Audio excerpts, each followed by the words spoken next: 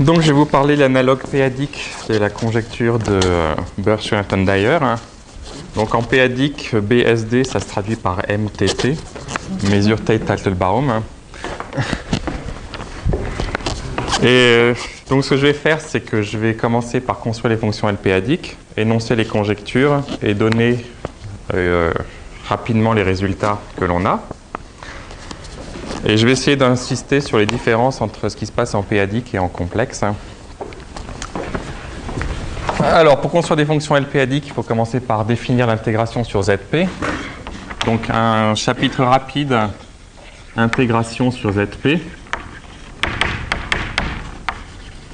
Donc, ce n'est pas la même chose que l'intégration p-adique qu'on a vu hier dans l'exposé de Darmon. L'intégration p-adique qu'on a vu dans l'exposé de Darmon apparaîtra plus tard, quand on voudra définir les hauteurs p-adiques. Donc on prend B, ça va être un CP espace vectoriel de dimension finie. Et on va définir ce qu'on appelle une mesure sur ZP à valeur dans B, une distribution sur ZP à valeur dans B. Donc une mesure mesure sur ZP à valeur dans B. Qu'est-ce que c'est? C'est une application linéaire continue. Donc c'est l'application linéaire continue. F associe l'intégrale sur ZP de f de x d mu. Donc c'est l'application linéaire continue sur... donc ça va de des applications continues de ZP dans CP à valeur dans B. Donc on met sur B n'importe quelle norme. Et une distribution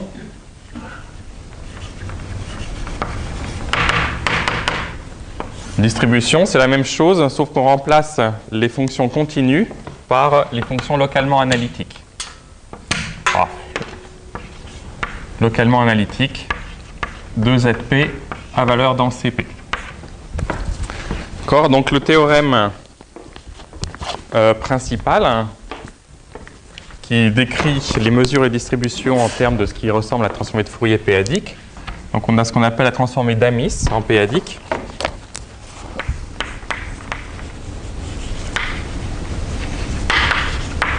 D'Amis. Donc c'est la chose suivante.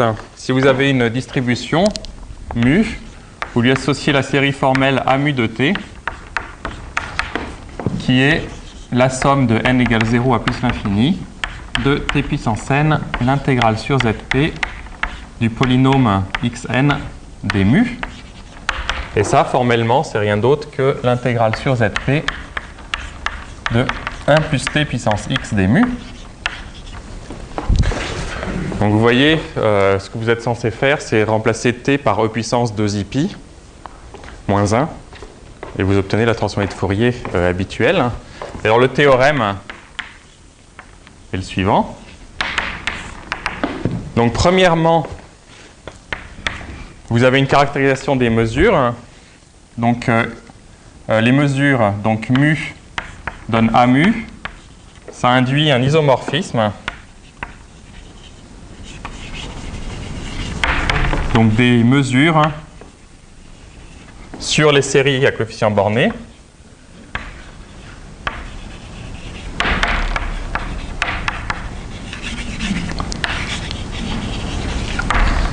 Et ça induit un isomorphisme des distributions sur les séries convergentes. Donc séries convergentes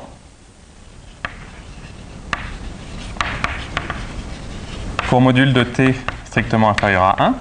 Donc ça, c'est une première manière de construire des mesures. C'est vous partez d'une série entière, comme ça.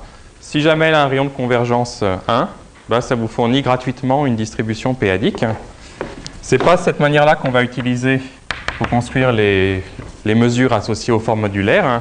On a une deuxième caractérisation. Donc parmi les distributions, il y en a qui sont meilleures que d'autres. On appelle les distributions tempérées. Alors pour ça, j'ai besoin d'un peu plus de notation. Donc on prend un R strictement positif. On prend un entier H appartenant à grand N avec H strictement plus grand que R. Et on part d'une application linéaire mu. Donc c'est linéaire Mais sur les fonctions localement polynomiales,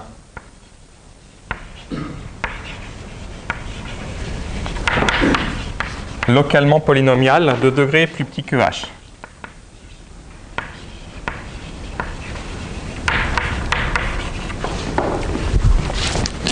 D'accord, donc tout ce qu'on a, c'est la valeur de la mesure sur les fonctions du type mesure d'un ouvert que multiplie un polynôme de degré plus petit que h.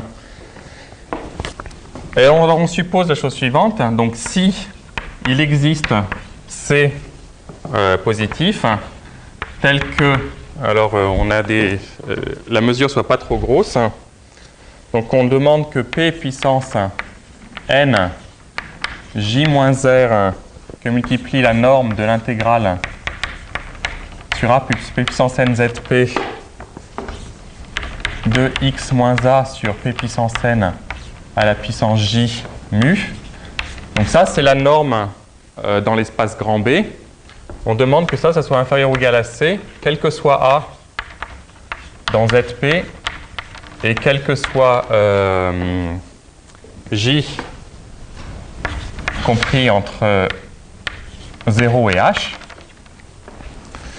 Alors, la conclusion, ça implique qu'il existe une unique distribution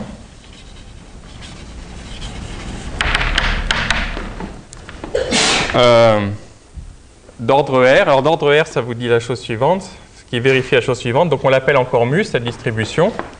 Donc qui coïncide avec mu sur les fonctions localement polynomiales et qui est telle que la norme de l'intégrale sur ZP du polynôme xn des mu, ça soit inférieur ou égal à une certaine constante C' que multiplie 1 plus n à la puissance r. D'accord? Donc vous avez une condition de croissance sur les coefficients. Donc c'est cette caractérisation, cette construction des distributions qu'on va utiliser pour construire les fonctions L-péadiques des formes modulaires. Donc une distribution comme ça, une distribution qui vérifie ça est dite d'ordre R. Ça c'est dit mu est dite d'ordre R. Donc il y a une distribution qui est d'ordre R pour un certain R. C'est ce qu'on appelle une distribution tempérée. Donc il y a une première application de ce théorème sur laquelle je ne vais pas m'étendre.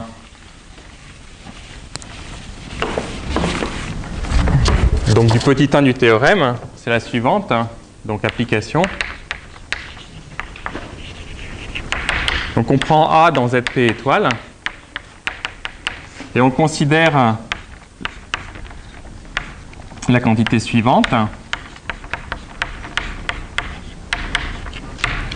Donc c'est très facile de vérifier que ça c'est une série à coefficients bornés. Donc ça correspond à une mesure d'après le petit 1 du théorème. Donc on a une mesure mu A qui lui est associée. Et on peut s'intéresser à ce que vaut l'intégrale sur ZP de x puissance n mu A. Alors, bon, il faudrait justifier tout ça, mais formellement en tout cas, c'est la dérivée énième en 0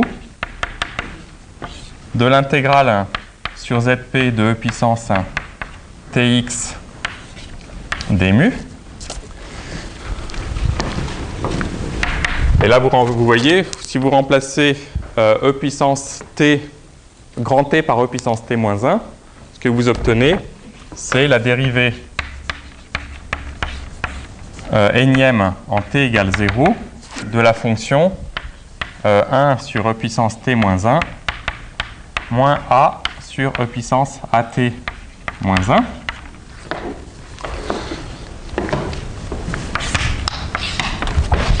Et là, on reconnaît très vite que c'est la fonction zeta de Riemann aux entiers négatifs.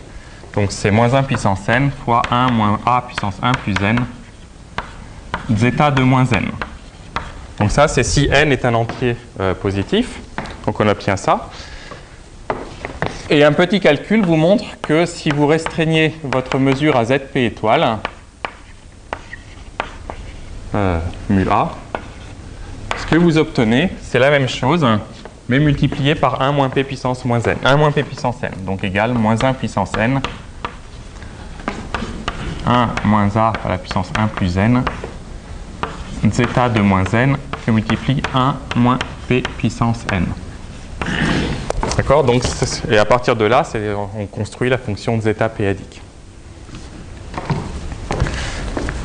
Bon, alors maintenant, on va faire la même chose, mais en partant d'une forme modulaire. Alors, c'est quand même un petit peu plus compliqué. Une forme modulaire, c'est pas une fraction, c'est pas transformer de quoi que ce soit d'une fraction rationnelle.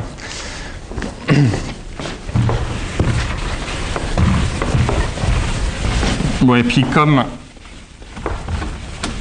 on s'intéresse qu'à Burch-Newton-Dyer, on va juste parler des fonctions L du courbe elliptique. Donc on prend E, une courbe elliptique sur Q. Alors, puisque Tanyamaveil a été démontré, on sait que L de ES, c'est L de FS, où F est une forme modulaire de poids 2. Donc F modulaire de poids 2 de niveau n, grand N. Donc maintenant, je vais prendre un nombre premier P, puis je vais supposer qu'il est différent de 2 parce que je n'ai pas envie de dire des bêtises pour P égale 2. Et en plus, je vais supposer que P2 ne divise pas N. D'accord? Donc ça vous dit sur la courbe elliptique la chose suivante. Ça équivaut à E à bonne réduction ou réduction multiplicative.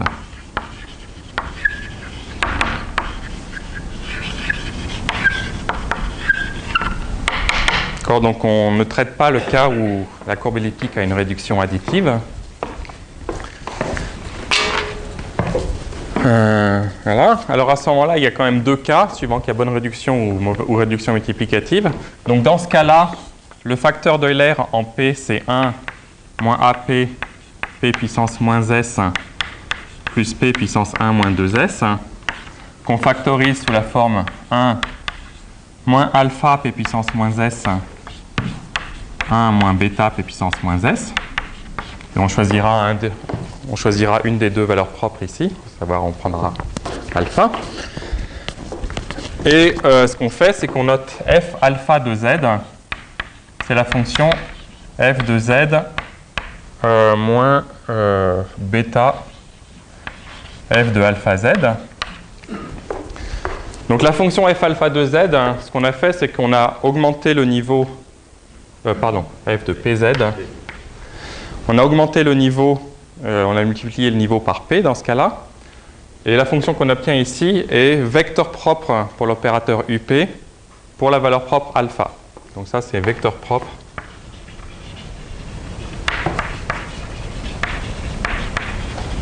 pour up, valeur propre alpha. Enfin, j'espère. Et dans le cas de mauvaise réduction, multiplicative, le facteur d'Euler est de la forme 1 moins AP, P puissance moins S, avec AP appartenant à plus ou moins 1. Donc AP appartenant à plus ou moins 1. Et dans ce cas-là, on va juste poser alpha égale AP et F alpha égale F. Donc ça aussi, c'est vecteur propre de UP pour la valeur propre alpha.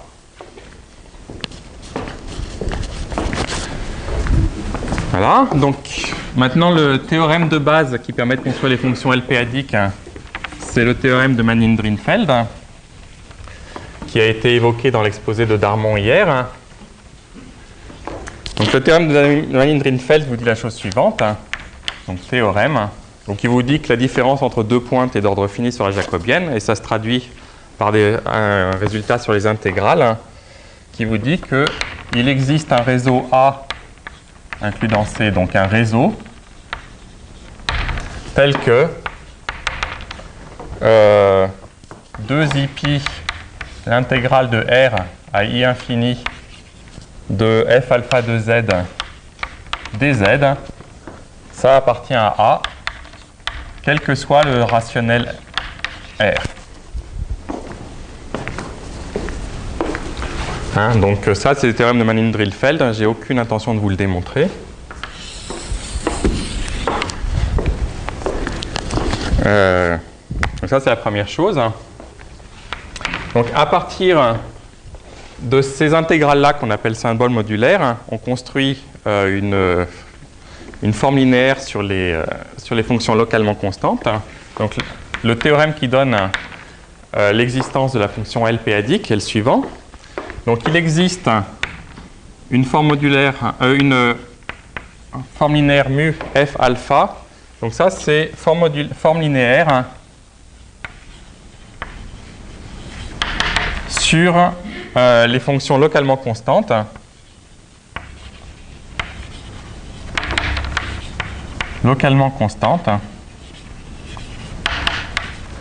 Et qui est telle que définie par le fait que donc on a juste besoin de savoir quelle est la mesure d'un ouvert.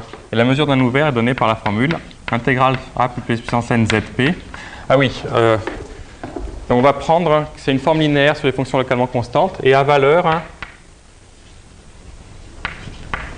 dans l'espace vectoriel B qu'on va prendre égal à Cp tenseur Z A.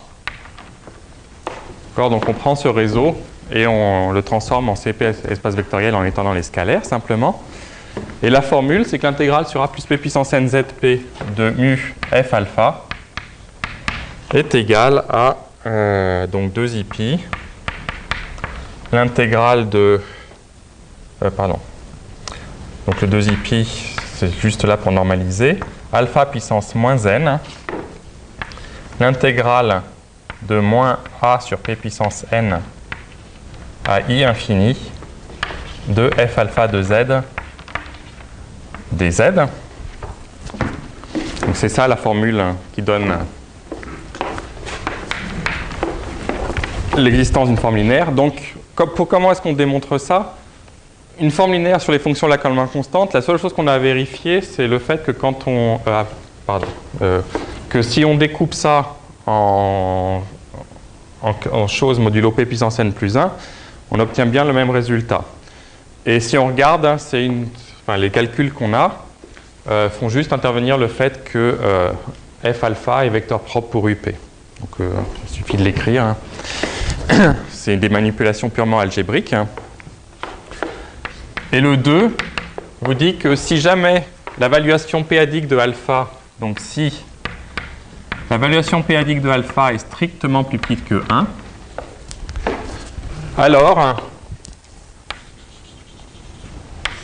mu f alpha se prolonge en une unique distribution. Donc unique, c'était le théorème précédent. Distribution d'ordre Vp de alpha.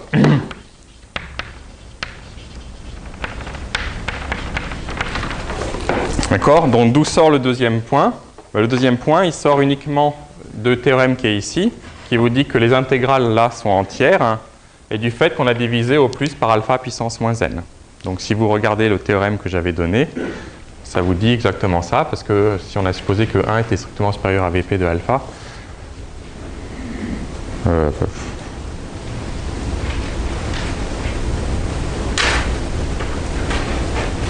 qu'est-ce que j'avais donné comme théorème au départ?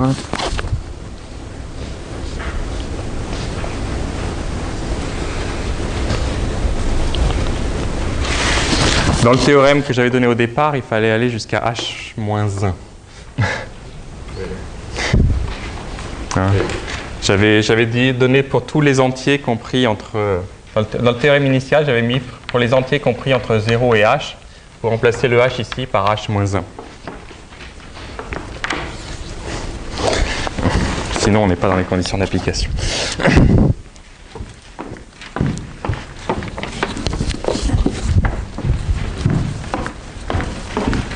Bon, et une fois qu'on a cette distribution, on va pouvoir définir la fonction L p-adique. Alors, avant de faire ça, je voudrais quand même faire une petite remarque. c'est que comme le produit de alpha et bêta est égal à P, il y a deux cas suivant que la courbe est supersingulière ou ordinaire. Donc si E est supersingulière,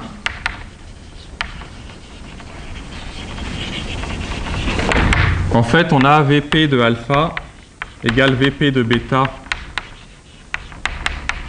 égale 1,5, ce qui veut dire qu'on peut choisir soit alpha soit bêta pour faire la construction et qu'on a deux branches pour la fonction L-péadique. Par contre, si elle est ordinaire, il y a un des deux qui a une unité, donc on peut avoir Vp de alpha égale 0 et Vp de bêta égale 1. Donc dans le cas Vp de alpha égale 0, on obtient une distribution d'ordre 0. Une distribution d'ordre 0, c'est rien d'autre qu'une mesure. Et par contre, pour Vp de bêta égale 1, le théorème que j'avais énoncé n'est pas suffisant pour vous garantir l'existence, pour vous garantir l'unicité d'un prolongement avec une distribution d'ordre 1. Donc, si on a de la chance, on verra plus tard comment on pourrait remédier à ce problème dans le cas ordinaire.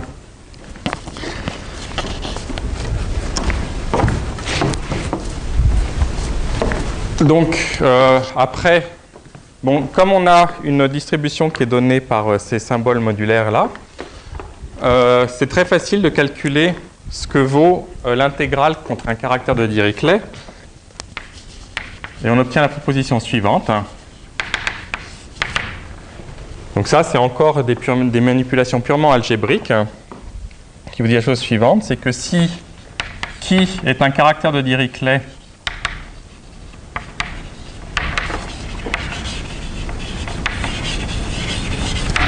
de conducteur P puissance n avec n supérieur ou égal à 1, alors l'intégrale, donc l'intégrale sur Zp de qui de x mu f alpha. Donc, oui, non, mais comme j'ai un caractère de Dirichlet, je le prolonge par 0 pour tout ce qui n'est pas premier à P. Donc c'est effectivement comme l'intégrale sur Zp étoile de qui de x mu f alpha, par définition, parce que le caractère Dirichlet est considéré comme étant nul en dehors de Zp étoile. Et la valeur qu'on obtient, c'est simplement P puissance n sur alpha puissance n, L de f tordu par qui moins 1, évalué en 1, divisé par la somme de Gauss. G de qui moins 1. Donc ça, c'est la première chose. Et en fait, ce qui nous intéresse, nous, c'est ce qui se passe pour le caractère trivial. Ce qui nous intéresse pour la conjecture de Birchenthan d'ailleurs, c'est la valeur de la fonction L en 1, fonction L originale. Et donc, on obtient la chose suivante. C'est aussi... donc ça, c'est quasiment la définition. Si on calcule l'intégrale sur Zp de mu de f alpha, ce qu'on va obtenir, c'est L de f1 que multiplie 1 moins alpha moins 1. Alpha 1 sur alpha. Et quand on restreint à Zp étoile, ce qui sort, c'est un facteur de l'air supplémentaire. L'intégrale sur Zp étoile de mu f alpha, c'est égal à 1 moins alpha moins 1 au carré, L de f1. Donc je voudrais vous faire remarquer que alpha peut très bien être égal à 1, et que donc il peut très bien se passer que cette intégrale-là soit nulle sans que l'intégrale complexe soit nulle. Hein, c'est ce qu'on appelle le phénomène des zéros supplémentaires en péadique.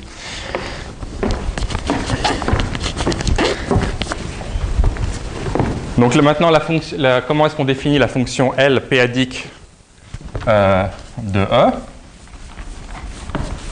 Alors on définit ça de la manière suivante. Donc définition. On pose L, donc c'est L péadique, et ça dépend de alpha aussi, de ES, c'est égal à l'intégrale sur Zp étoile Donc diamant de x que je vais définir.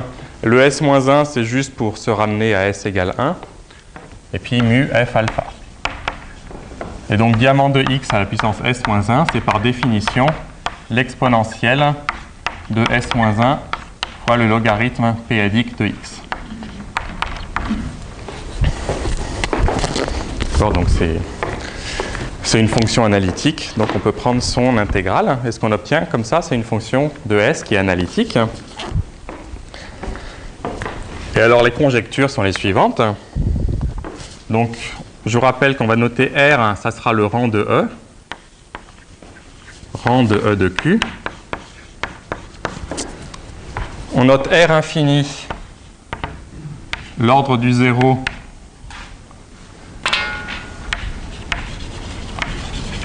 L de ES en S égale 1. Et on va noter RP, la même chose pour la fonction LP-adique, pour LP alpha, en S égale 1 encore. Et donc les conjectures de Mesurtate-Teitelbaum sont les suivantes. Conjecture. Donc, suivant la terminologie, soit c'est BSD P-adique égale MTT. Donc ça dit les choses suivantes. Donc premièrement, ça vous dit que RP, le rang, est supérieur ou égal à R. Et ça vous donne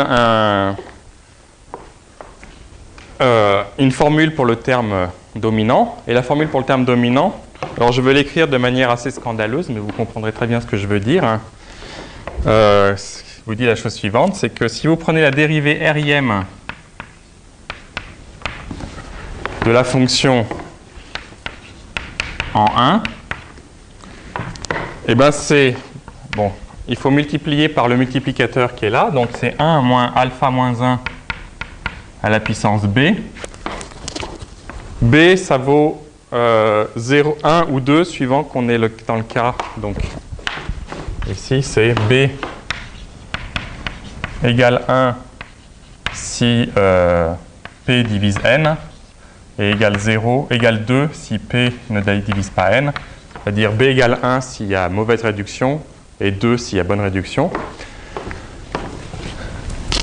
Et donc la conjecture, c'est que on a exactement la même formule qu'en complexe. Simplement, il faut remplacer le régulateur complexe par le régulateur p-adique. Alors j'écris ça comme ça. Donc on multiplie ça par RP. Ça, c'est le régulateur p-adique. Et on prend la valeur complexe R infini moins 1, L dérivée RIM de E en 1. Bon, c'est simplement parce que je n'ai pas envie de réécrire tous les termes qu'il y a dans cette formule. Donc, il faut comprendre ça comme étant le nombre rationnel, enfin, pour la période qui sort. C'est-à-dire l'ordre de Tate-Shafarevich divisé par le cardinal de torsion qui multiplie les facteurs, je ne sais plus comment on les appelle, les fudge factors. Donc ça, c'est la première conjecture. Simplement, ce n'est pas très satisfaisant dans le cas alpha égale 1. Parce que ce que vous obtenez, c'est 0 ici. Donc il y a une conjecture supplémentaire dans le cas alpha égale 1, qui est la suivante. Donc ça, c'est le 0 supplémentaire. Si alpha égale 1, alors vous voyez que vous êtes censé avoir un 0 d'ordre 1 de plus, auquel cas, la dérivée R plus unième, RP alpha R plus unième,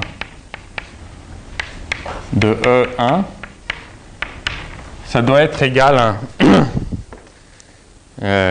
alors là, je vais me planter. Donc il va y avoir un R plus 1 parce que j'ai dérivé. Bon, on va diviser par R plus 1.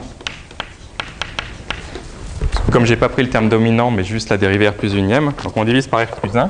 Et ça doit être égal à un certain invariant que je vais définir, LP de E, que multiplie la formule qui est là, à savoir RP R infini moins 1, L RIM de E1.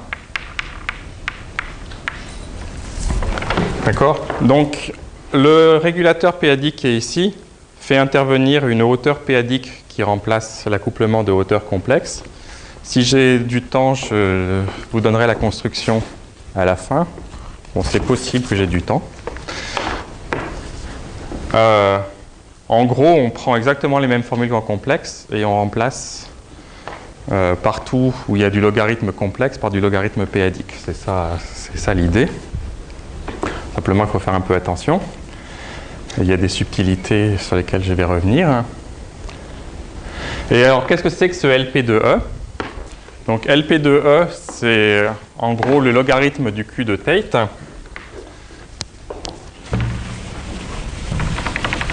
Et donc, je vous rappelle à quelque chose qui est déjà intervenu dans l'exposé de Darmon, à savoir que, puisque j'ai supposé que j'avais bonne réduction multiplicative, j'ai E de CP qui est isomorphe en tant qu'espace analytique à CP étoile,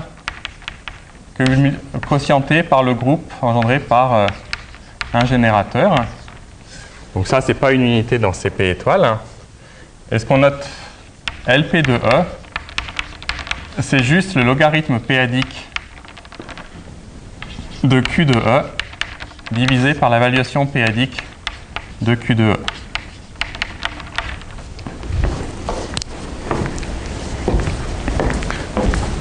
Donc voilà la conjecture. Et alors je vais vous donner les résultats qu'on a dessus. Donc je ne suis pas 100% sûr que c'est tous les résultats qu'on ait. Enfin, c'est ceux que je connais en tout cas. Donc en gros, il y a 4 résultats principaux. Donc le premier, c'est le théorème de Greenberg-Stevens qui vous dit que si alpha égale 1, alors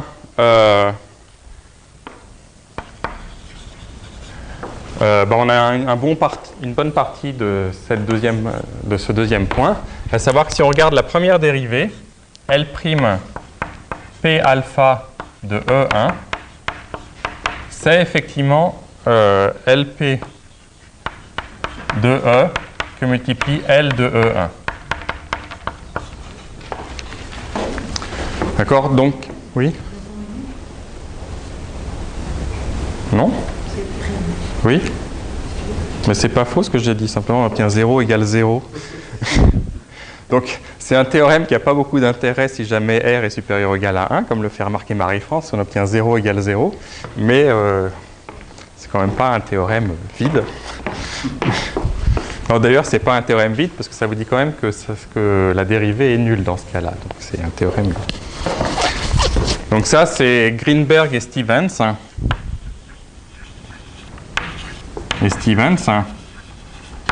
Et c'est aussi Kato, Kurihara et Tsuji.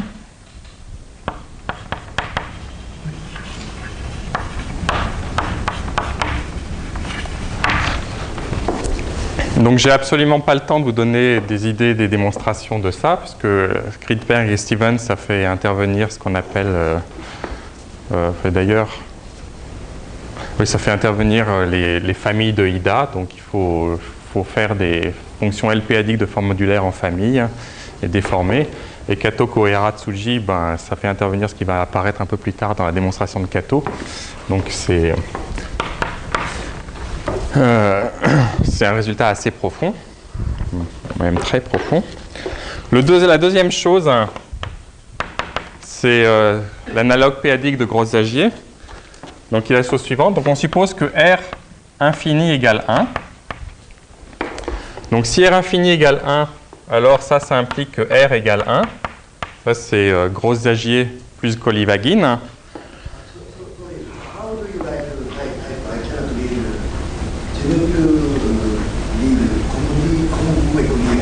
Ça là?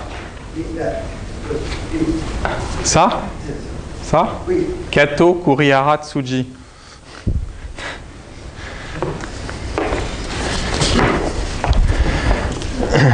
Donc R infini égale 1, ça implique que R égale 1. Donc ça, comme je disais, c'est Gros-Zagier plus Kolivagin. Et le théorème de Perrin-Rioux vous dit la chose suivante. Il vous dit que, donc, dans ce cas-là, si vous regardez la... Ah oui, en plus, Et si on suppose de plus que E a bonne réduction ordinaire, si E a bonne réduction ordinaire,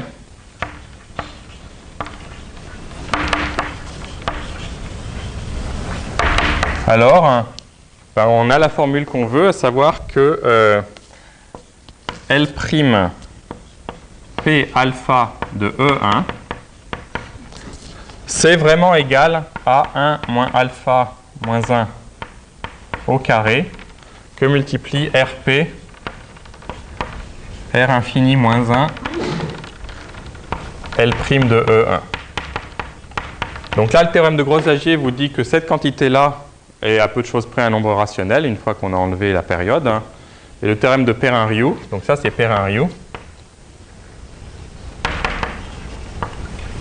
Le théorème de Perrin-Rioux vous dit que quand vous multipliez le nombre rationnel que vous obtenez ici par la hauteur p-adique du même point qui apparaît que dans la formule de Gros-Lagier, vous obtenez la dérivée effectivement de la fonction L.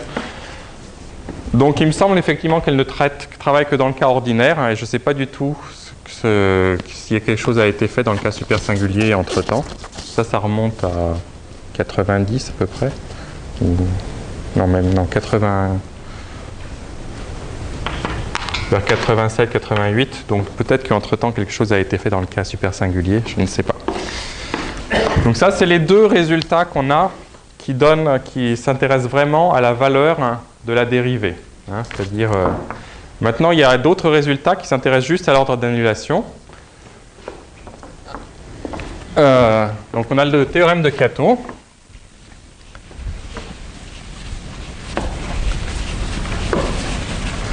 Donc pour le théorème de Cato, je vous rappelle qu'on a SP infini, c'est ce qui est apparu dans l'exposé de Nekovar hier. Donc c'est le courant du groupe de Selmer. Et donc c'est R plus le courant du groupe de Ted-Shafarevich de Char. Le ZP courant de Char. Et le théorème de Cato vous dit la chose suivante. Donc Cato. Il vous dit que RP est supérieur ou égal à SP infini. Alors ça, c'est dans le cas général. Et en fait, on a aussi RP supérieur ou égal à SP infini plus 1 dans le cas alpha égale 1. D'accord, donc conjecturalement, SP infini, c'est R. Et donc ce que démontre Cato, c'est que le rang d'annulation en p-adique est supérieur ou égal au rang des points elliptiques. Donc ça, c'est Cato. Et sinon, on a Skinner et Urban qui vont dans l'autre sens. Alors, le problème, c'est que ce n'est pas rédigé et que c'est conditionnel. Donc c'est conditionnel. Donc, je vais vous dire ce que ça veut dire conditionnel. Donc, c'est dans le cas ordinaire. Donc, si E est ordinaire, on a l'inégalité dans l'autre sens. Donc SP infini est inférieur ou égal à RP. Ou RP plus 1, enfin SP, non, c'est la même chose que j'ai écrit, donc c'est pas très intelligent.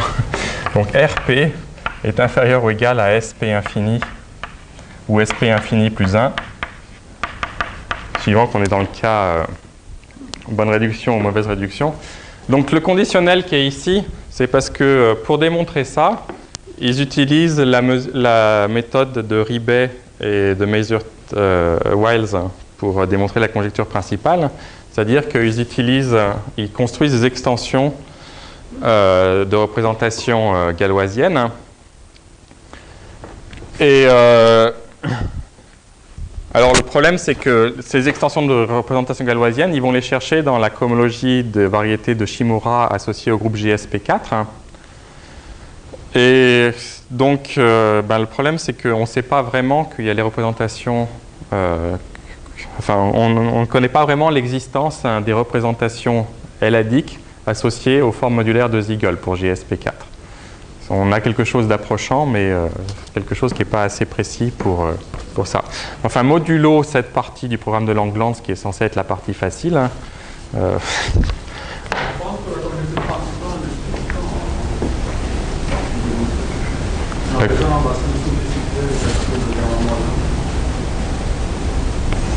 Donc, qu'est-ce que tu es en train de dire? Enfin bon, ça, c'est conditionnel et non écrit. Donc, Urban vient après-demain, donc vous lui demanderez exactement ce qu'il en est. Bon.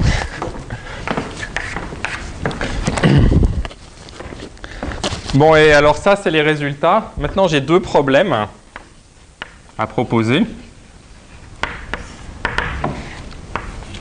Donc, vous voyez, quand vous regardez le résultat de Kato, l'ordre d'annulation est supérieur ou égal au courant du groupe de Selmer, qui est lui-même supérieur ou égal à R, qui est censé être l'ordre d'annulation de la fonction L complexe. Donc, la question, c'est est-ce qu'on peut montrer...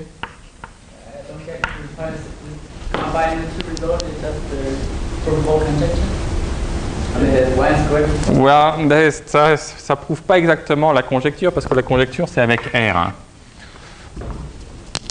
Donc, il manque encore la finitude du groupe de Ted-Shafarevich. Ah, j'aurais dû signaler que dans le cas d'une courbe à multiplication complexe, on a l'égalité RP. Donc, si E est CM, on a RP égale SP infini. Ça, c'est dû à Rubin. Hein.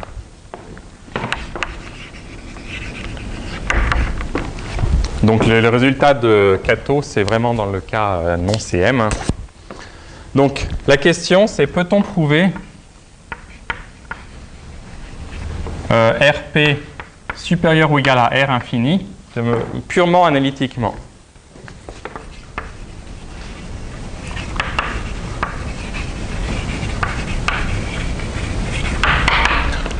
Hein, parce que vous voyez, toutes les quantités sont définies de manière analytique. Et il n'y a pas de raison d'être forcé de passer par les points rationnels de la courbe elliptique pour arriver à démontrer un résultat pareil. Donc en particulier, on sait que si R infini est supérieur ou égal à 1, alors RP est supérieur ou égal à 1, mais ce n'est pas un théorème très profond. Est-ce qu'on peut obtenir ça? Donc ça, c'est la première chose. Et sinon, on a quelque chose qui dit, donc c'est modulo, enfin, en utilisant ce qu'on appelle les formules explicites, donc de la théorie analytique des nombres de base, on sait que R infini, c'est inférieur ou égal au log de n, log du conducteur. Hein. Et la question, c'est est-ce qu'on peut démontrer quelque chose pareil pour RP? Donc c'est encore une question purement analytique. Donc peut-on...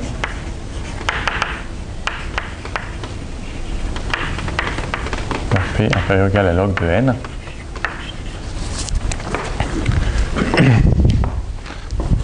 Je ne sais pas. Je crois que personne n'a jamais réussi à faire vraiment de la théorie analytique des nombres par des méthodes p-adiques. Bon, ça, ce n'est pas une question totalement absurde, parce que Mestre a construit des courbes pour lesquelles R est à peu près égal à log de n. Et si on utilise Kato, et si on arrive à démontrer ça, on aura des cas de courbes de grand rang pour lesquels on arrive à démontrer la conjecture de Birch-Rentgen-Dyer en entier. Donc ça peut être amusant.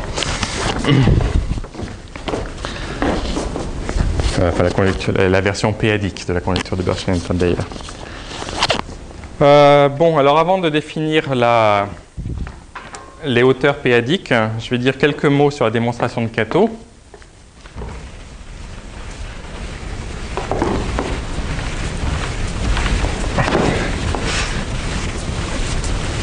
Donc la démonstration de Kato,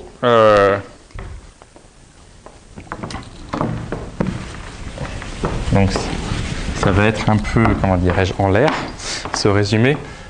Il y a 4 étapes principales. Donc la première chose, c'est on construit un système de l'air.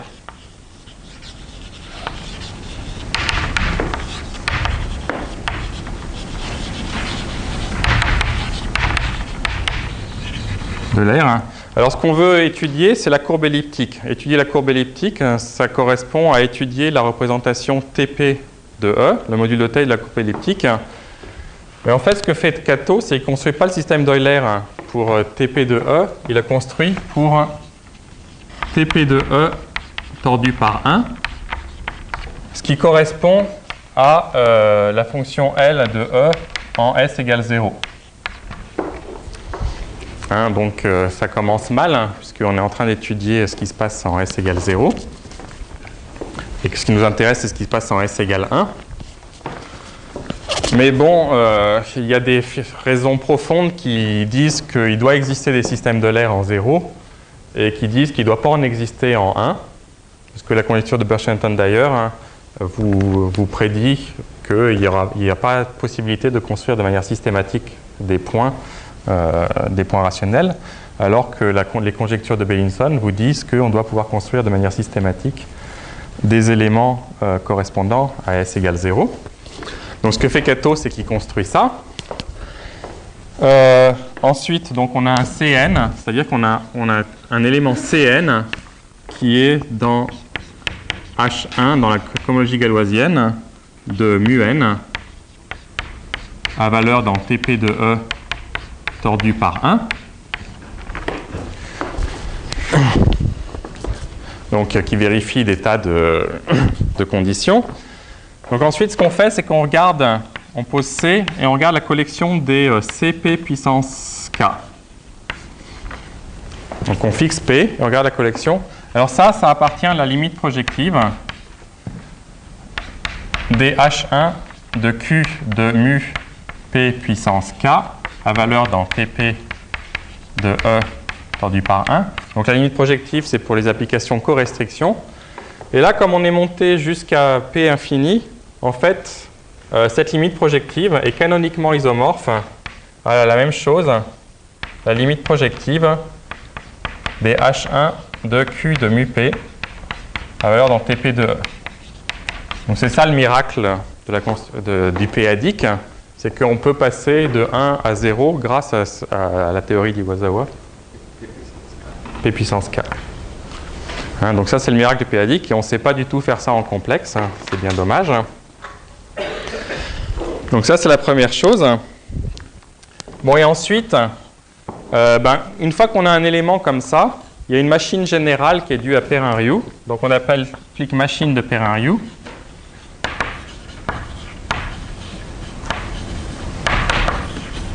Et je n'ai pas l'intention de donner la construction cette fois-ci.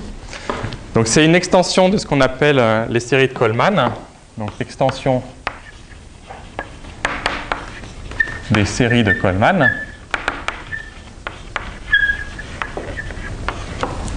Donc la machine de Perrin-Rioux, en fait, donc ça utilise ce qu'on a les anneaux de Fontaine, ou la théorie des flux gamma modules, qui vous fabrique à partir de C quelque chose qu'on appelle X dual de C. Et ça appartient à un machin qui en général est horrible, mais à valeur dans H1 de rame de E, la cohomologie de rame de la courbe elliptique. Alors, je peux juste vous dire ce que donne la machine de Coleman dans le cas le plus simple de ZP de 1. Donc, dans le cas le plus simple,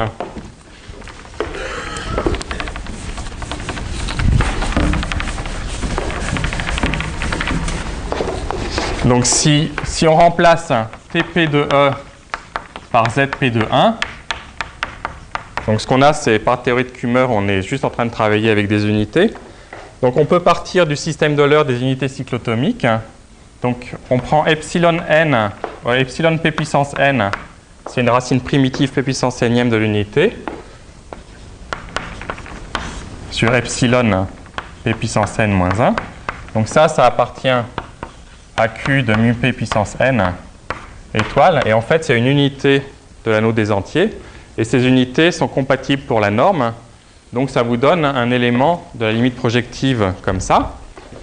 Et ce qu'on obtient, on obtient par la construction la mesure mu a dont on était parti pour construire la fonction de zeta de p-adique. D'accord ? Donc mu a qui donnait la fonction de zeta p-adique.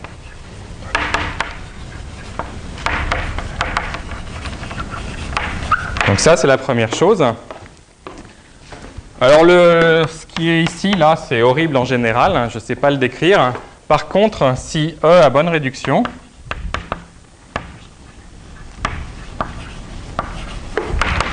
votre machin, là, c'est juste les distributions à valeur,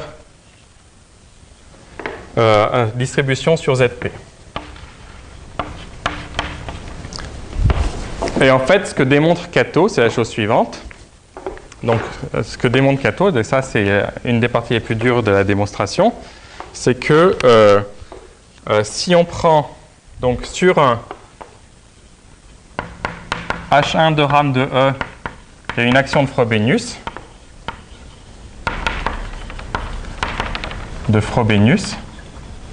Donc les valeurs propres sont alpha et bêta. D'accord? Et donc la distribution à valeur dans H1 de RAM qui est ici, on peut regarder sa projection sur la valeur propre alpha ou la projection sur la valeur propre bêta. Et le théorème de Kato, c'est que quand on fait ça, on retrouve les distributions mu f alpha et mu f bêta. Donc Kato, c'est que exponentielle duale de l'élément qui est ici, c'est mu f alpha que multiplie l'élément, bon, on va l'appeler oméga alpha, donc c'est le vecteur propre correspondant à alpha, plus mu f bêta fois oméga bêta. Bon là je suis optimiste, il y a sûrement des facteurs correctifs, mais je veux dire c'est ça l'idée. Donc ça vous dit comment relier la fonction L p-adique au système d'Euler.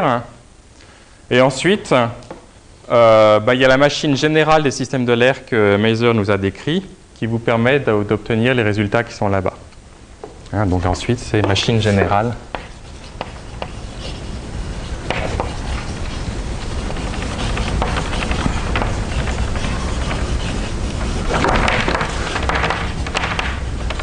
Donc cette machine générale a été développée par Kato, Rubin et Perrin-Rioux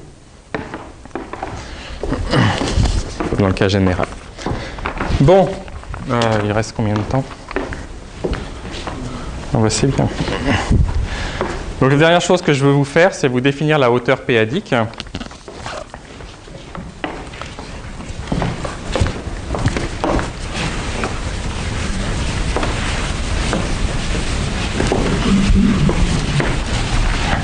Donc hauteur p-adique.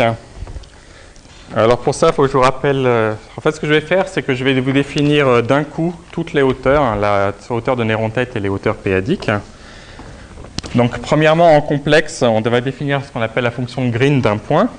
Alors c'est la proposition, c'est la suivante. Donc il existe sur E de C, il existe une unique fonction G infini qui vérifie les propriétés suivantes. Donc petit 1, G infini est analytique réel en dehors de 0. Petit 2, il y a une singularité logarithmique en 0, c'est-à-dire que la limite quand z tend vers 0 de G infini de z moins log de module de z existe. Petit 3, G infini vérifie une relation de distribution, donc quel que soit n supérieur ou égal à 1, on a la somme sur NA égale B de G infini de A égale G infini de B. Et la propriété supplémentaire, c'est qu'on veut que si on a un diviseur principal, donc si somme de NA petit a égale diviseur de F, alors si vous regardez la fonction somme de NA G de Z moins A moins log de F, ça c'est constant. Est constant. Donc ça, c'est les 4 propriétés qui la caractérisent. Et de plus, la fonction en question vérifie 2 propriétés supplémentaires. Alors 2 plus, il y a une symétrie. Non, 2 plus, G infini est pair. Donc G infini de moins Z égale G infini de Z. Et quand vous la dérivez 2 fois, vous obtenez une différentielle de seconde espèce. C'est-à-dire que quand vous prenez d de la dérivée par rapport à z de G infini, ce que vous obtenez, c'est la fonction P de Weierstrass, au signe près. Bon, je je ne sais pas si j'ai pris les bons signes, P de Z dz plus A dz plus B dz bar. D'accord? Donc à un terminaire près, c'est juste cette fonction, cette différentielle de seconde espèce. Alors en p-adique, on a le même théorème, ou presque. Sauf qu'il faut remplacer le logarithme par le logarithme p-adique. Donc le logarithme p-adique, il y a une petite subtilité, c'est qu'on prend logarithme qui va de Cp étoile dans Cp plus Q log P. Et on définit de la manière suivante. Donc log de x, c'est le logarithme p-adique usuel plus la valuation p-adique de x qui multiplie log de p. Hein, parce qu'en p-adique, on a le choix du log p. Bon, ben, au lieu de faire un choix, on considère log p comme une variable et à un moment, on peut spécialiser si on veut. Donc ça vous fabrique un logarithme qui a deux composantes comme ça. Et la proposition, c'est la chose suivante, c'est que si U appartient à Cp,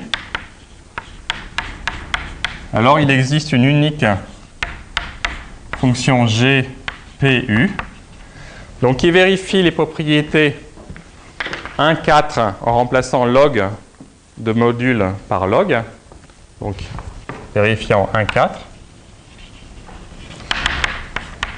1, 4. Mais par contre, ça ne suffit pas à déterminer la fonction g. Il faut utiliser quelque chose comme le 2+ ici pour vraiment la déterminer.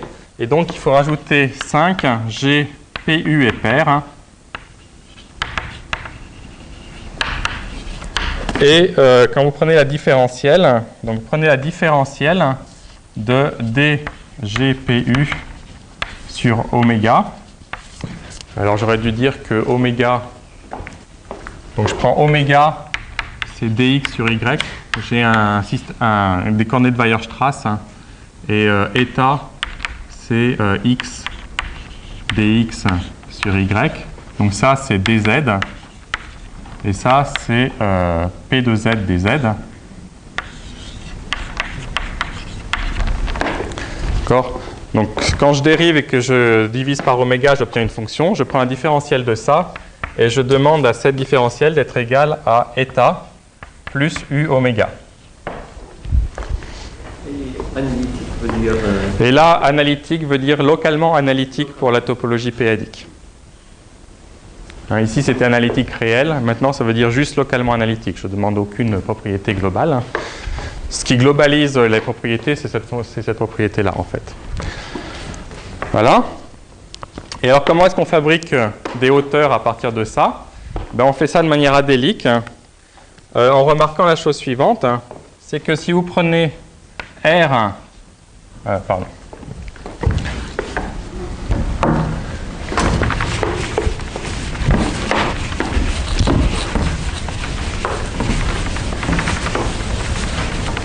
Donc, si vous considérez R croît le produit restreint des Cp plus Q log P, donc le produit restreint, ça veut dire que je demande que presque toutes les composantes soient dans Cp, hein, qu'il n'y ait qu'un nombre fini de composantes un nombre fini de termes qui est une composante ici. Je quotiente ça par Q log de Q étoile. Ça, c'est trivialement isomorphe à R croît le produit sur tous les nombres premiers P de Cp. Simplement parce que si vous avez des composantes, vous pouvez lui enlever un élément dans log Q star et répartir les composantes log P sur tous les autres termes. Et donc maintenant, ce qu'on en fait, c'est que si on a deux diviseurs de degré 0, donc si G1 égale somme de NAA est un diviseur de degré 0 et G2 égale somme de NBB est aussi un diviseur de degré 0, on a un accouplement qui est défini de la manière suivante. Donc on divise D1, D2 égale somme de NA, NB, G, c'est intelligent G, c'est D.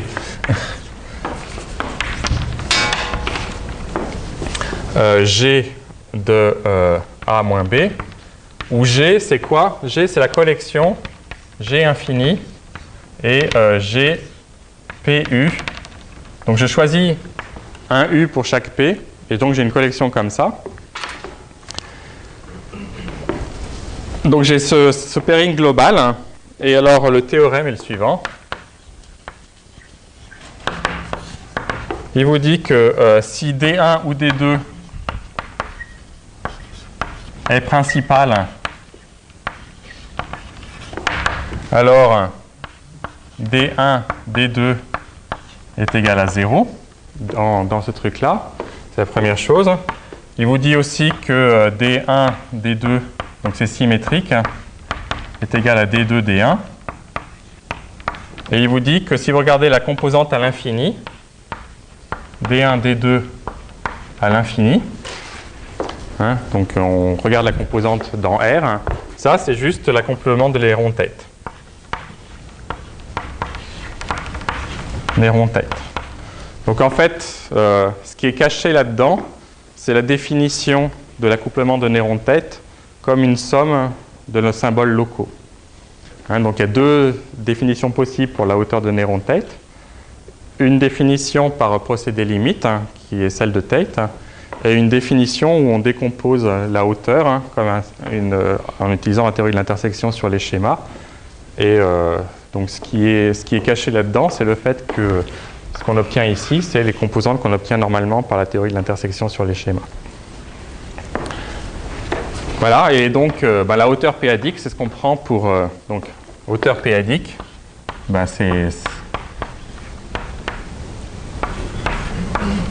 Donc ça, c'est la hauteur péadique. Et la dernière remarque que je veux faire, c'est que vous voyez la hauteur péadique dépend du choix d'un U. D'accord? Donc ce que ça veut dire, c'est que ça dépend du choix. Donc votre U, il intervient là. Donc ça dépend du choix d'un élément de H1 de RAM de E. D'accord?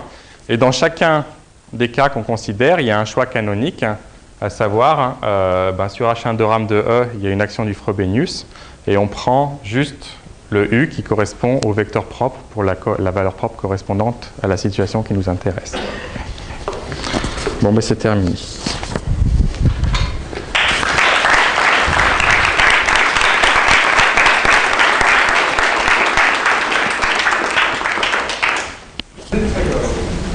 Yeah. Main projection does not imply equality RP and infinity.